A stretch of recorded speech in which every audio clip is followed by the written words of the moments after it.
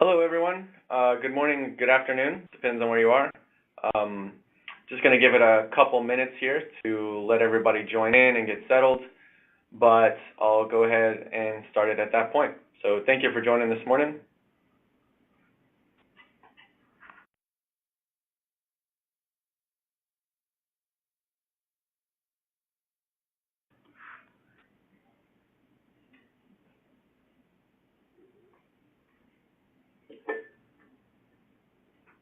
So I see a few more people trickling in. Just want to let you know that we are live and we'll be starting in about a minute.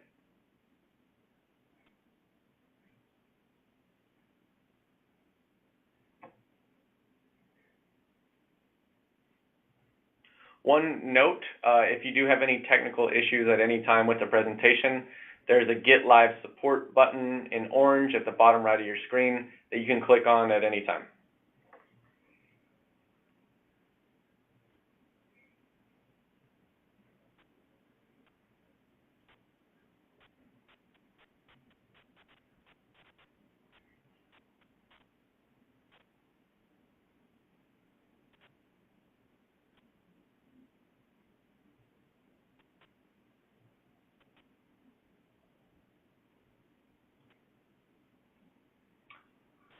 All right, I'm going to go ahead and get started. We're about a minute or two after the top of the hour, so I'm going to go ahead and kick it off.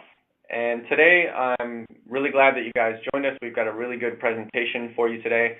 We're going to talk about how you can rapidly grow adoption with a small team without investing a ton of resources with a really, really good company, great customer, Cimpress, so that you can make video collaboration pervasive and global and really make it a competitive differentiation for your company. Just a couple notes about the structure and organization of the presentation. It'll be about 30 minutes of actual presentation. We'll pause throughout for questions. The way to get questions in is to type them in through the box on your right, and then we'll address them as they come in, or we'll hold them till the very end and address them at that time. We'll also have a few questions we'll be asking you throughout the call, so I'll pause and prompt you to answer those and really appreciate your feedback on that. In addition, there's a couple attachments that you can download either during or after the call that would really provide more information along lines of some of the things that we present. So, without further ado, I'm going to go ahead and get this started. So, thanks again for joining. My name is Jacob Borgeson. I'm the Product Marketing Manager here at Vyopta. We provide monitoring and analytics tools for video and unified collaboration that helps simplify the management and support of video. We work across multiple vendors and really easy to use and simple tool. Today I'm with Nick and Liam. Nick is the UC lead at Cimpress, overseeing all their audio and video collaboration, and Liam is overseeing all of their video collaboration, which, as you'll find out, is a pretty comprehensive network. We started working with them a few years ago and really wanted to share some of their insights with you today because they have a lot of valuable information that can help a lot of companies who have the same goal. So just to kind of talk about the overview of the presentation and what some of the key takeaways you'll have is first I'll kind of introduce really with the state of video collaboration very briefly. Then I'll discuss some of the challenges of why video collaboration, especially in the enterprise, maybe hasn't reached the adoption and usage peaks that we've that have been predicted over the past decade or so. And then I'll hand it off to Nick and Liam, where they'll really get into the details of how they got it to work at Cimpress. And then I'll wrap it up, basically go over the 3 keys of how to easily grow video at organizations of any size. So with that, I will kick right into the presentation. And what we see from video collaboration today is that it is extremely valuable once people start using it. It's great, it helps people be more productive, more flexible, helps a better work-life balance, whatever that is, and overall it's just a better way to communicate. But it is also getting a lot easier and cheaper to do. So all of these things are great and we know why people should be using it, but is it really pervasive? So we know that there's a lot more calls than ever before. You can look at the traffic statistics and see that just video collaboration is starting to take up a lot more bandwidth, and you can see statistics from all the various vendors about that. You also see that there's a lot more demand for it and a lot more places and ways that you can do video. Mobile, desktops, every single phone and laptop now has a high-resolution screen and a high HD camera to enable video, as well as access to software and apps that can make it really easy and even free to do.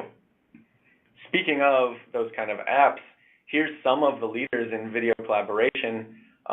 Most of these didn't even exist 5 years ago, yet today all of them have millions of active users. And you'll see some of these are enterprise focused like Skype and HipChat and Spark, and others are more consumer focused.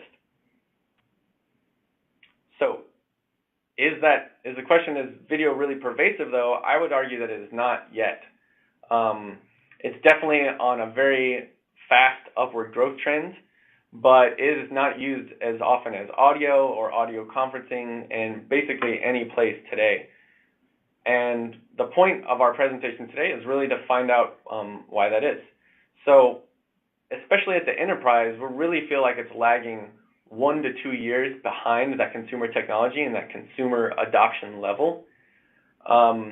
There's lots of trends that are pushing video forward, like remote workers, mobile video, low-cost personal options like endpoints and huddle rooms, and the onset of millennials who are demanding this more flexible way to work. A lot of news stories will talk about how millennials are becoming the largest portion of the workforce over the next 5 years. But overall, according to this Wainhouse research survey, less than 30% of employees use video on a weekly basis, and that's across just a ton of industries.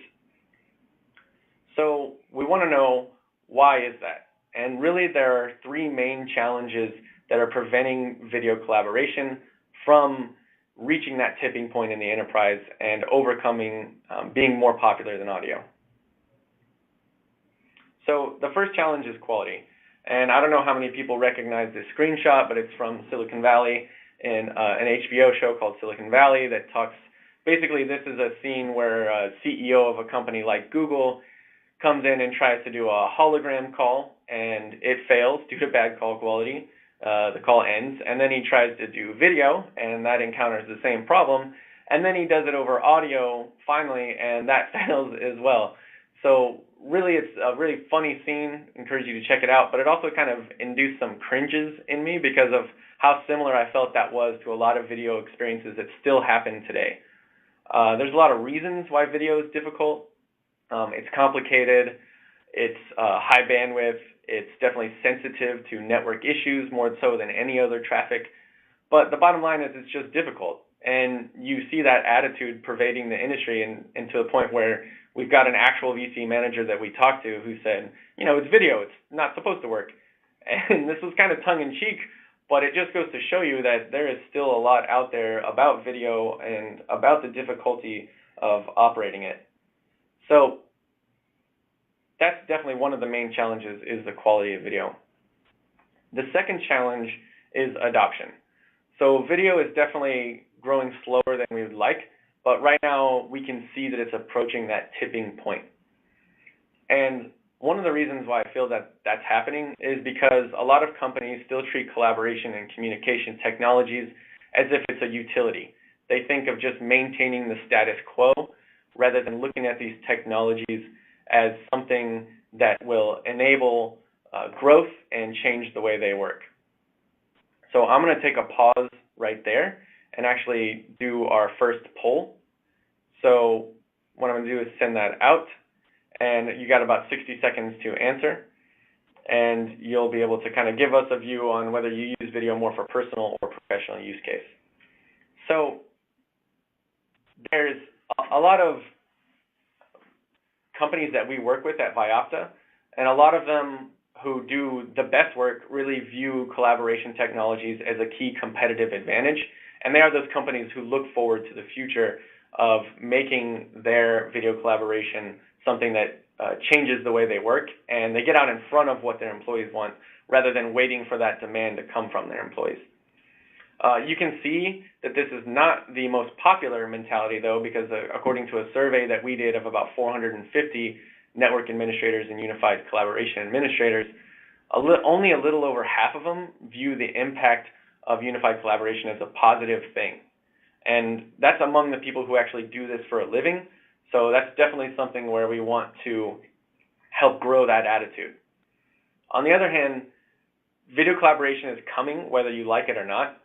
So I view it as similar to smartphones about 10 years ago when the iPhone came out and everybody else was previously using smartphones just for a little bit of email and texting and phone calls. And then the data usage exploded, and especially over Wi-Fi.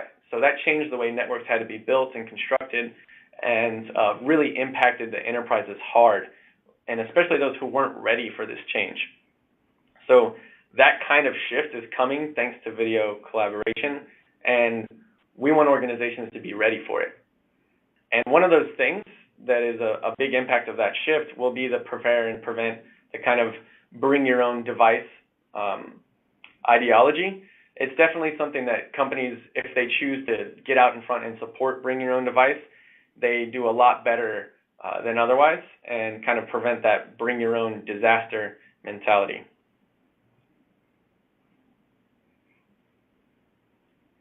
So the final challenge is really one of scale and focus.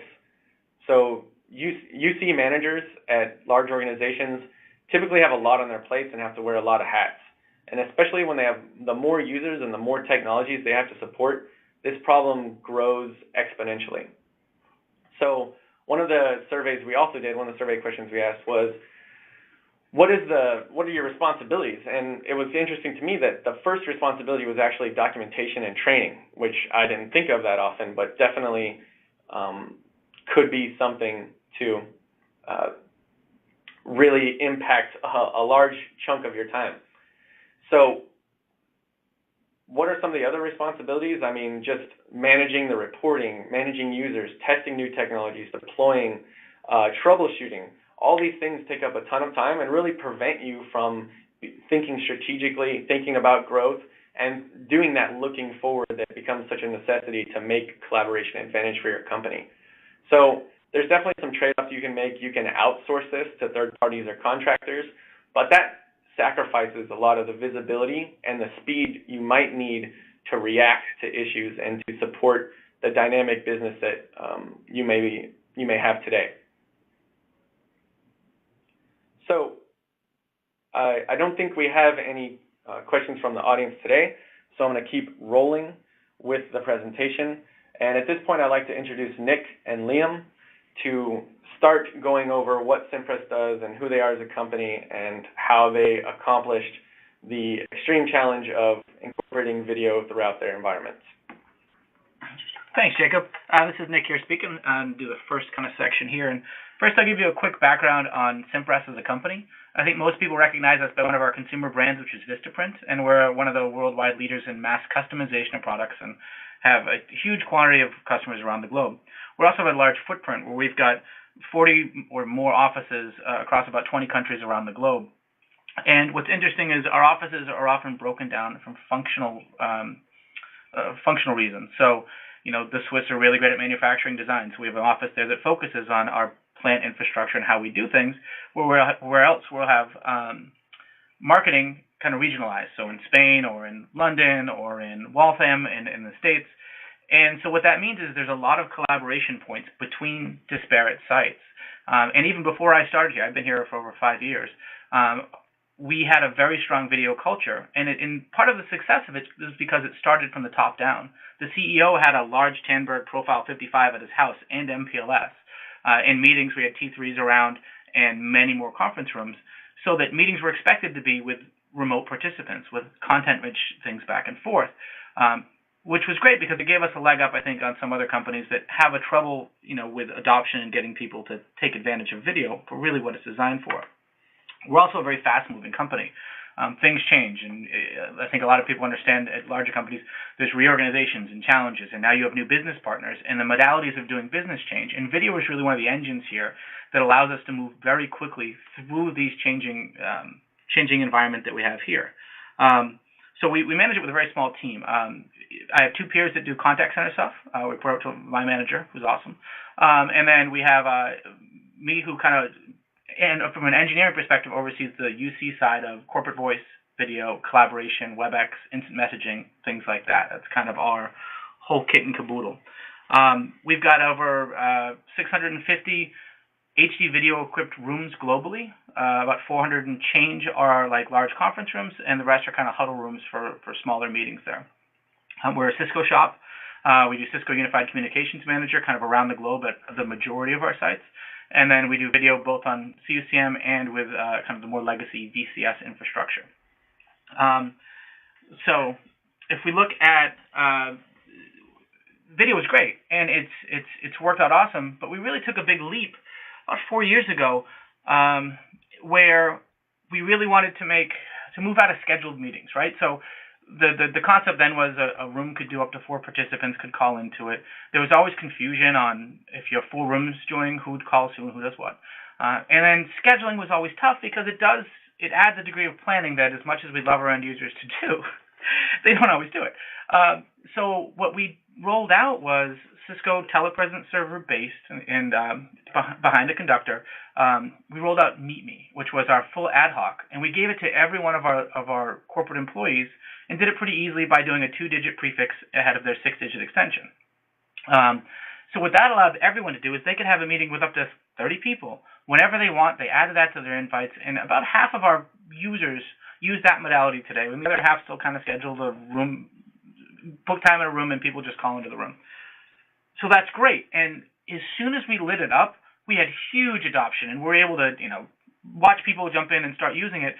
And it presented immediate problems. It was really fastly adopted. This is great, and suddenly you're using up capacity very quickly on month-to-month basis. And in the Cisco realm, that's a problem because for every 3-person of capacity, concurrent call capacity at what we've set it to, it's about $10,000 to buy into, including some maintenance in there. So for us, it's very expensive, and we also had some challenges of knowing, who's using what, the tools that are there. I love Cisco. Cisco's great. Cisco's strength has never been monitoring, and I think monitoring and even some of the management tools. They focus on putting out robust products. Mm-hmm. Sometimes the monitoring side kind of lacks. Vyopta. So we started talking with Vyopta around the same period of time, and we started small and kind of expanded out. But immediately as we did that, we could now see who was using what very quickly. And we knew who our power users were, and we could see things like servers about at capacity. And we did some planning, and we looked. It empowered us to look even at new technologies like cascading and other things. It really shined a light on stuff that we didn't have such an easy, great way to look at. Specifically when it comes to where we were on capacity and what we should do with new purchasing of those licenses. Yeah, and it brings us to the next slide, which is great, which is that comprehensive look, that being able to see what we're using. And what's our trend line? I remember Matt Stevenson used to be part of our team showing me a graph from Vyopta with a red line going up at a 45-degree angle and a panicked look on his face. Yeah, I remember the moment. So it's enabled us to do a couple things. It's enabled us to buy when we needed to buy. Mm-hmm. It also enabled us to try new technologies like slightly lowering resolution, like reallocating pools and balancing things so that we could meet the need without having to spend money and see that we fit inside of a threshold. And that red line, that led us to about $100,000 in savings. Once we looked at that red line and saw where things needed to be placed, we realized we could move some servers around, and we ended up not having to spend. Yep, and it's huge. And your vendor will happily sell you more and more capacity, but for us, we're able to really look at the flow and get an idea of how things were going, where our capacity was, and also how good is the quality there. And we got a much better idea of those random complaints of, hey, that call 3 weeks ago, it was awful. And then you're like, which call? When? Who was there? Was it one person? Was it everybody? What on? And now we had some of the clarity that, especially in an organization like ours, where we're very diverse, one of the things that we learned as soon as we gave everybody these Meet Me bridges, and we were no longer constrained for 3 or 4 people, or scheduling was, that people were calling from their desk a lot. So you'll have a meeting 100 feet down the building, and there'll be 5 guys calling from their desk so they can context switch between working on something mm-hmm. and being aware of or even participating there. So in doing that, we have many more clients, many more laptops, many more things that weren't participating as much. They all have inherent problems too, and you want to be able to see, is it a Wi-Fi issue? Am I throwing out too much bandwidth out to for the profiles that we put on these people's things. Right. We can make large-scale decisions to try and make sure that we have the quality, so that those meetings start on time, that people can collaborate. When the 10 people are there, every minute or two is lost, is a bad thing. And being able to do all this and look at all these things has allowed us to rapidly allow our users to adopt and to continue to adopt the new technologies as they come out. And the final thing for mine, before Liam gives some great examples, is it allows us to intelligently bring, for me and my boss, upstream needs. Hey, we need more of this. You know, we want a budget. Here's this. Here's very good data to justify what is non-trivial investments. You know, that you're really, there's some costs. So if we're going to buy it, let's make sure that we need it. Let's make sure we all feel great about it, so that we get the most out of it. You know, personally, I strongly dislike spending money on stuff that we don't use. You know, agreed fully, and I think everyone else here can agree with that as well. I'm going to pass over to Liam now. All right, so many of you may remember this. Anyone who's in the Northeast definitely remembers this. The polar vortex of 2015. Now, this was a trying time for anyone in the Northeast. Businesses closed. The whole states closed, so you weren't going anywhere. 4 feet of snow falling within hours. Incredible. We had to stay up during this. You know, we're a global business, and you know, there's calls that have to continue. You know, we got to keep printing, we got to keep doing things, and people need to communicate. And one of the first things we realized at about 8 a.m., I'm sitting there, you know, just made some coffee, look outside at the wonderful falling snow, and I log into Vyopta, and I see 100% traversal registration and license usage for calling. Now, generally, we've never gotten up past the 65% mark until this moment. Because I could see it immediately with the chart, which I never would have been able to see otherwise via Vyopta. And there's a great image. Yeah, that is the actual image of it. I came into that, and that's what I saw. And that is us. That's the telepresence server peak capacity. So what was going on is we mentioned earlier Meet Me, which is conductors and telepresence servers together. And this is us maxing out every one of those telepresence servers throughout the day. So this graph right here was a lifesaver, because this gave me a huge amount of details onto, all right, which server's going when, and I was able to go and look at our booked bridges and who is using what. And by drilling down into it, I found that I could move some of our Jabber-based resources up into cloud resources such as WebEx, so that they could get their meeting off-prem to open up those licenses for some bigger meetings that were coming. We had 2 scheduled large meetings and some other ones that were going to chew up some space. Now, I'll chime in here. The way we did that is you could look at each individual meeting. If it was a one-to-one, we could actually message into the room and say, hey, can you just call directly between these 2 endpoints? If it was a larger one, we could go in and message in the room and say, hey, can you please move this to WebEx? We jump on Instant Messenger, chat with a person, and try to move them to maintain capacity. And in some cases, you got to put your face on the screen and say, hey, guys, I need you to do me a favor. We got to move it over. And so by doing that and by seeing this, first of all, we got a lot of people off those telepresence servers, but it wasn't enough. We still had a huge amount of registrations, which we had brought down dramatically, but we're still coming up against a peak from time to time. And as we went along, I realized, all right, well, our T3s are not being used at all. So what I did was I manually moved the T3 server, changed its software, and moved it underneath the conductor to expand our capacity. Had I not been able to look at the trends for those T3 rooms and what they were going to be used for throughout the day, I wouldn't have known that I could have moved and reallocated those resources. I had other resources I could have reallocated, but they would have caused problems somewhere else. This allowed me to use a non-used resource and put it underneath, which is a huge gain for us. And after that, we ended up pulling it off for a little bit longer, another 2 months, and then we ended up putting it back underneath because it was so successful to do it that way. Yep, and Liam alluded to it. We had more painful ways that we could increase capacity. We had a VM infrastructure that was running secondary and tertiary servers that we could have brought down to expand out our on-premise video bridging pool. Yep. But it would have put us at a risk point at a time that we already had a lot of risk with snow and power and people doing snow things. So we're able to, one of the key things for us is we were able to track that in each of the incidents, because it wasn't just one day, it was over a few weeks there. And we never had to use the painful option C, but we also were very comfortable that we didn't have to use it because we had the numbers to say, you know, we've still got 15%, 20% more capacity with our initial reallocation of resources to this, that we were able to not have the painful thing, even though we planned for it, whereas I think in the past we would have started to bleed a little bit. We would have. In other aspects. Had I not had the information I had at the time, my initial responses would have been to move everyone off of Jabber as fast as I could to get those high-level meetings to go, and that would have been painful for a lot of users. It's good to mention, we have this polar vortex, whole offices at home. You're talking 1,000 people at home that normally wouldn't be. We didn't have a single that I'm aware of, a single meeting that didn't happen that day that was supposed to happen. Everything throughout happened. The process. We stayed up, and we always stayed one step ahead of it.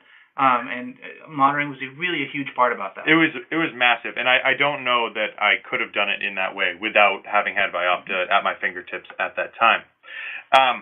The second part of this is, we just talked about capacity planning, what we can do, kind of in the moment, right? And we talked a little bit about remote troubleshooting, but I want to talk a little bit less about the infrastructure and a little bit more about endpoints and what we'll do in a day-to-day to try to figure out some problems across the globe.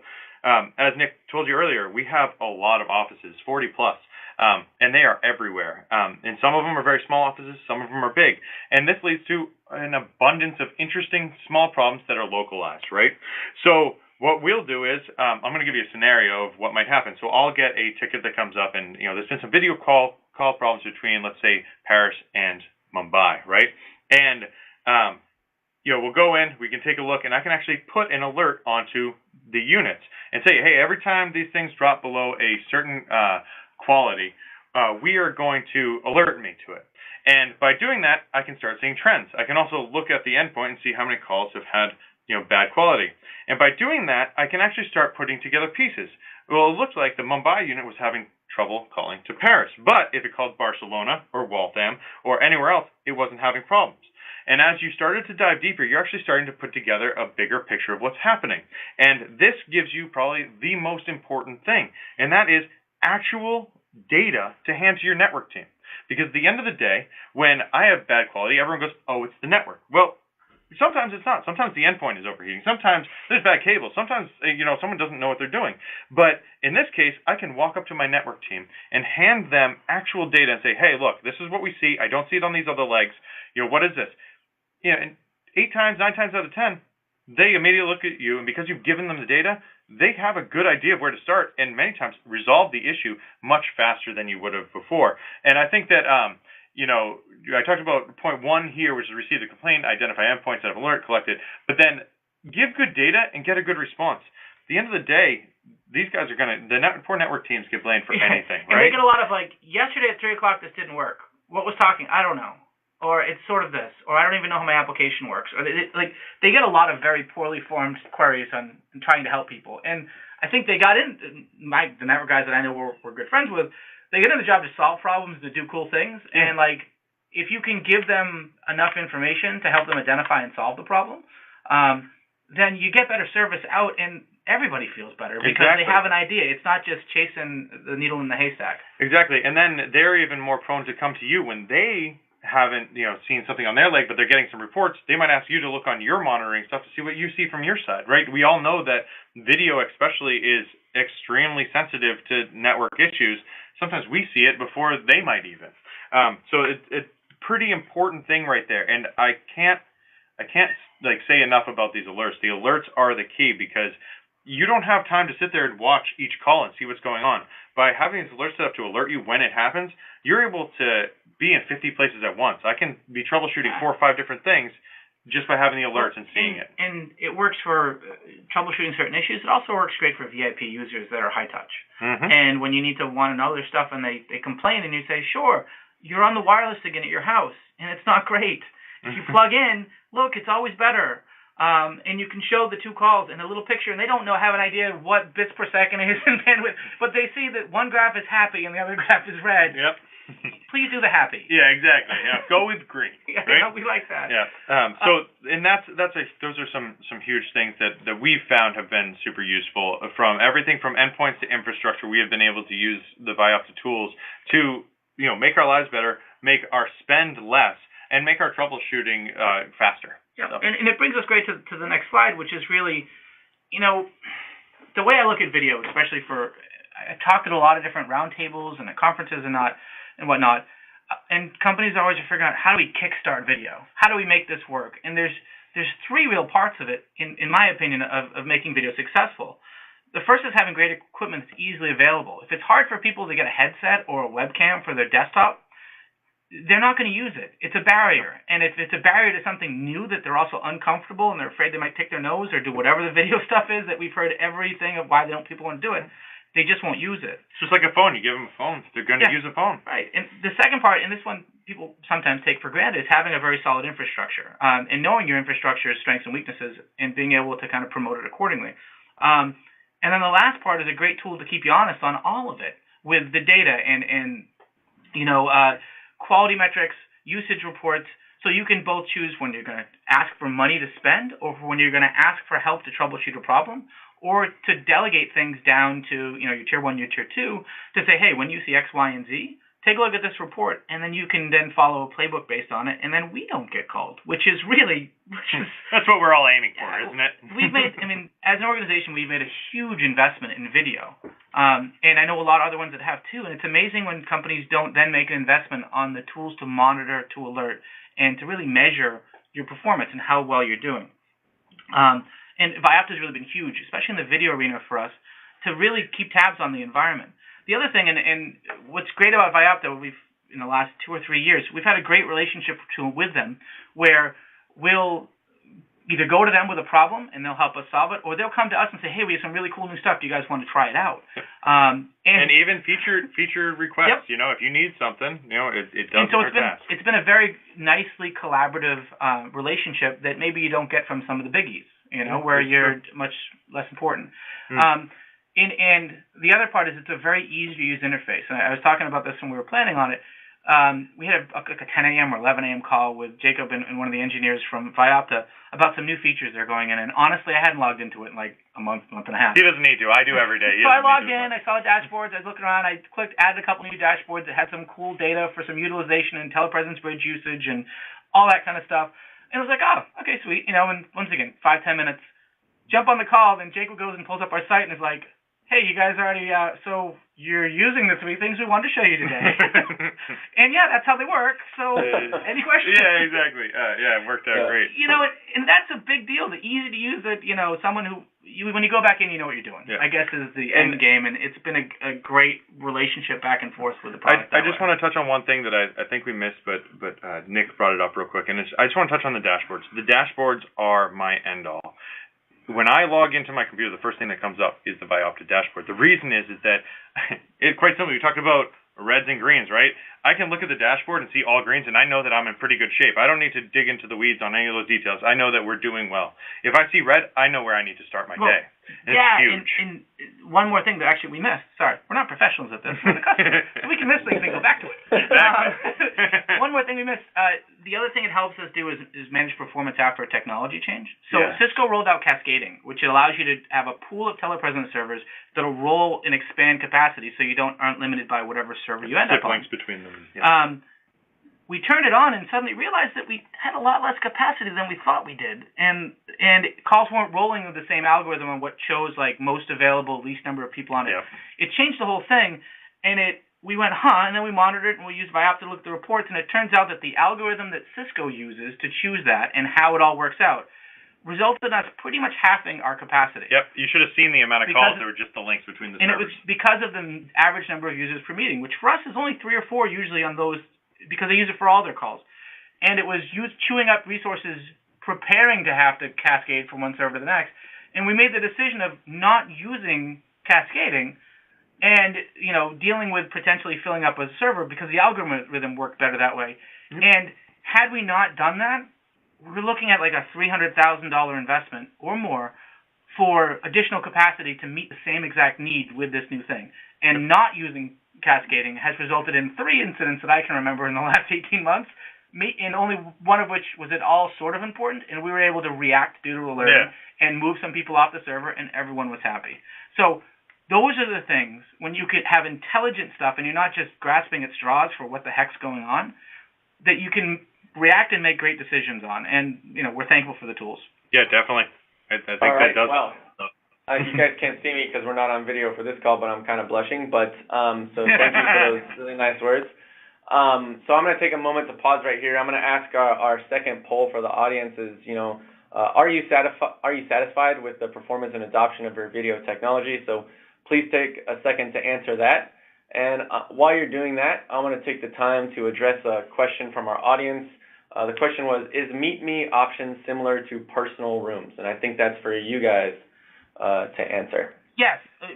The difference for us is Meet Me is an on-premise one, so using telepresence servers and conductors, where personal meeting room is like your WebEx cloud meeting room that way. Exactly. It's sort of a precursor to what we now see as CMR in the cloud. It was the on-prem version of it.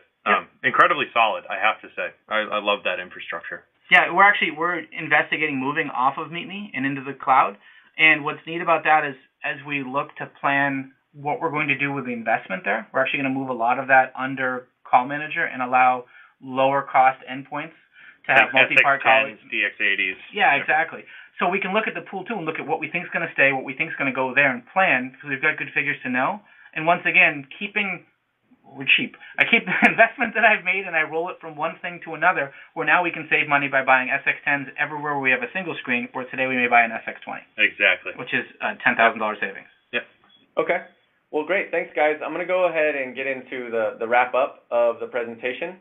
So to go back to the three challenges that I mentioned before, the solution for the first challenge of the quality is really what Nick and Liam said, which is to get the right tools and technology in place, make it easy for people to get the headsets, cameras, and endpoints in rooms that they love and that they want. And then the other half of that is getting the data you need with live data and alerts for call quality and for call issues so that you can troubleshoot calls quickly.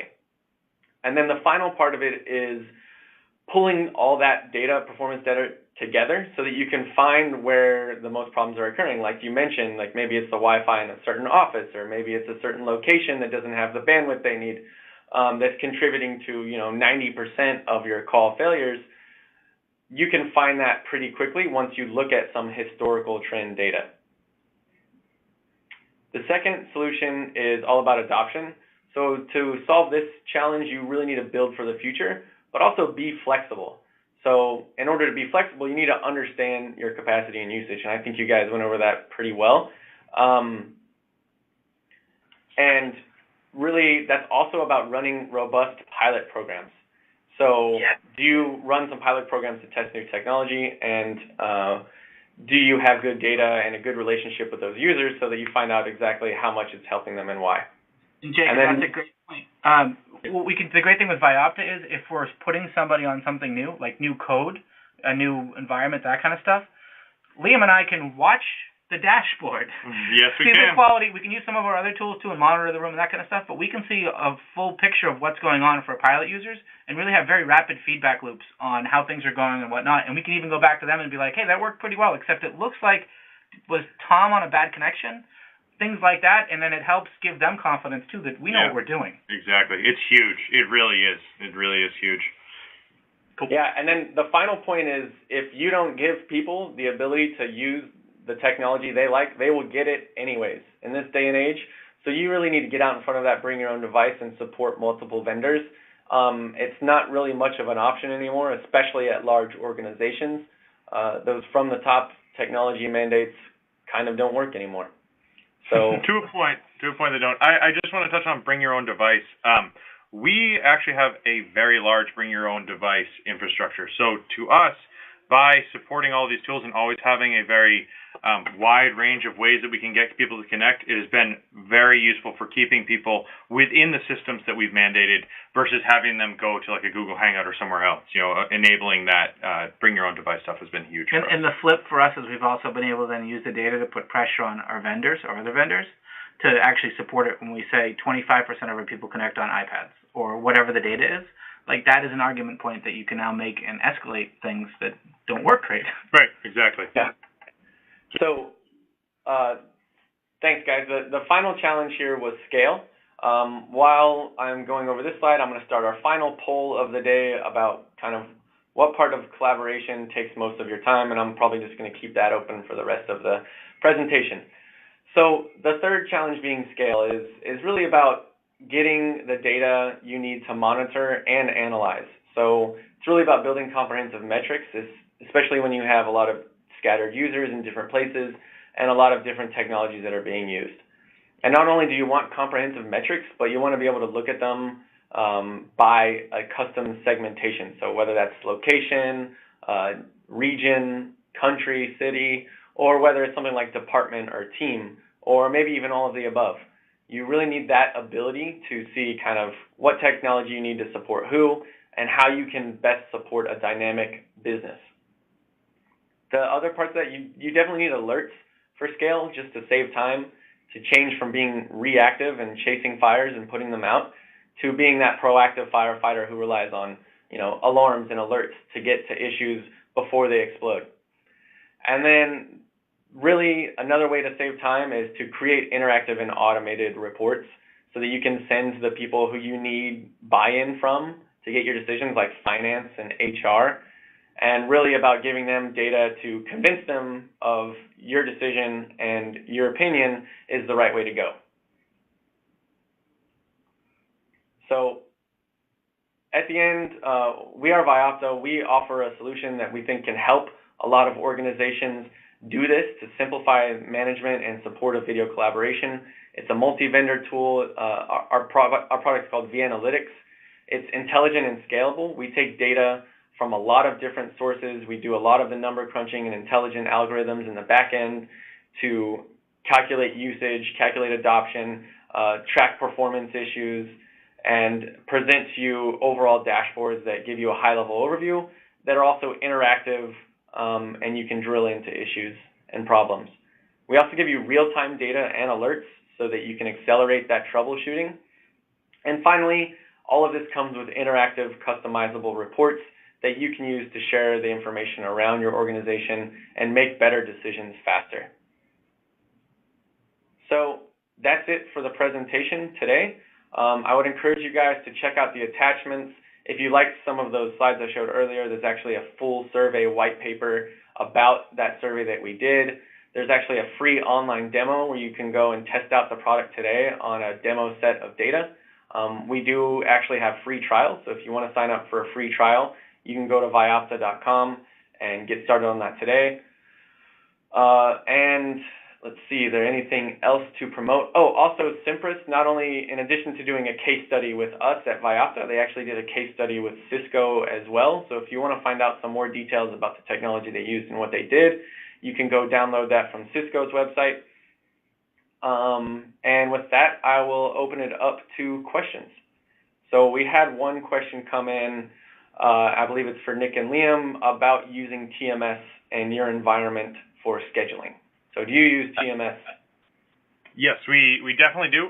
So part of meeting we discussed earlier is that we have the CMR details, which is the smart scheduler in TMS. Now, some of you have found it, some of you haven't. It's a little button on the top right-hand corner of TMS that brings you into this page. You almost miss it if you're not looking for it. And that's what we've actually given out to the majority of our users for scheduling, because it is so easy to schedule. If you haven't tried it yet, get in there and try it. It's huge.